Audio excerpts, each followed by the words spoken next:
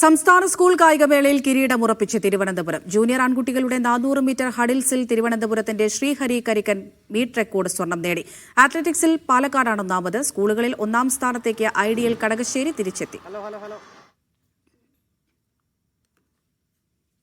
Nitin Xavier വിവരങ്ങൾ നൽകാനായി ചേരുന്നുണ്ട്. നിതിൻ, അവസാന ഘട്ടത്തിലേക്കൊക്കെ എത്തുമ്പോഴും തിരുവനന്തപുരം തന്നെ കിരീടം ഉറപ്പിച്ചു അല്ലേ?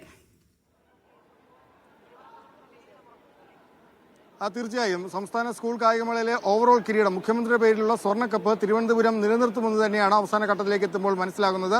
വലിയ ലീഡാണ്, 2000 പോയിന്റിലേക്ക് തിരുവനന്തപുരം എത്തുന്നത്. പക്ഷേ രണ്ടാം സ്ഥാനത്തുള്ള തൃശ്ശൂരിന് 700 പോയിന്റ് മാത്രമാണുള്ളത്. പാലക്കാട് അത്ലറ്റിക്സിന്റെ മികവിൽ 3-ാം സ്ഥാനത്തേക്കും ഉയർന്നു വരുന്നു. പക്ഷേ ഇവർക്കൊന്നും തന്നെ ഇനി തിരുവനന്തപുരത്തിലേക്ക് അടുത്തേക്ക് എത്താൻ സാധിക്കില്ല എന്ന് തന്നെയാണ്. ഇനി കുറച്ച് ഫൈനലുകൾ മാത്രമാണ് ഗെയിംസിലും അത്ലറ്റിക്സിലും അവശേഷിക്കുന്നത്. അതുകൊണ്ട് തന്നെ തിരുവനന്തപുരം നേടുന്ന പോയിന്റിനോടൊപ്പം എത്താൻ ഇനി മറ്റ് ജില്ലകൾക്കൊന്നും തന്നെ ആകില്ല. പക്ഷേ അത്ലറ്റിക്സിൽ ജില്ലകളുടെ കാര്യം വരുമ്പോൾ പാലക്കാടും മലപ്പുറവും തമ്മിൽ ഒരു കൃത്യമായ പോരാട്ടം നടക്കുന്നുണ്ട്. ഇപ്പോൾ ഈ ഹഡിൽസിന്റെ മത്സരങ്ങളുടെ റിസൾട്ട് കൂടി അപ്ഡേറ്റ് ചെയ്യുമ്പോൾ പാലക്കാടിന് ഒരു ചെറിയ ലീഡ് വരും. പക്ഷേ അപ്പോഴും ഇനി കുറച്ചധികം ഫൈനൽ മത്സരങ്ങൾ അത്ലറ്റിക്സിൽ ബാക്കിയാകുന്നുണ്ട്. കഴിഞ്ഞ വർഷത്തേതുപോലെ തന്നെ ഒരു ഫോട്ടോ ഫിനിഷിലേക്ക് അത്ലറ്റിക്സിൽ കിരീടം പോരാട്ടം പോകുമോ എന്ന് തന്നെയാണ് നോക്കി കാണേണ്ടത്. പ്രത്യേകിച്ച് നിലവിലെ ചാമ്പ്യന്മാരാണ് മലപ്പുറം, മുൻ ചാമ്പ്യന്മാരായിരുന്നു പാലക്കാട്. രണ്ട് ശക്തമായ ടീമുകൾ തമ്മിലാണ് മത്സരം. സ്കൂളുകളിലേക്ക് വരുമ്പോൾ അവിടെ ഒരു വലിയ മത്സരം തന്നെ, ഒരു ഇഞ്ചോടിഞ്ച് പോരാട്ടം തന്നെ നടക്കുന്നുണ്ട്. പുല്ലൂരംപാറയെ മറികടന്ന് ഇന്ന് ഉച്ചയോടെ നിലവിലെ ചാമ്പ്യന്മാരായ ഐഡിയൽ കടകശ്ശേരി 1-ാം സ്ഥാനത്തേക്ക് വരുന്നു. പുല്ലൂരംപാറ 2-ാമതുണ്ട്, മുണ്ടൂർ 3-ാമതുണ്ട്,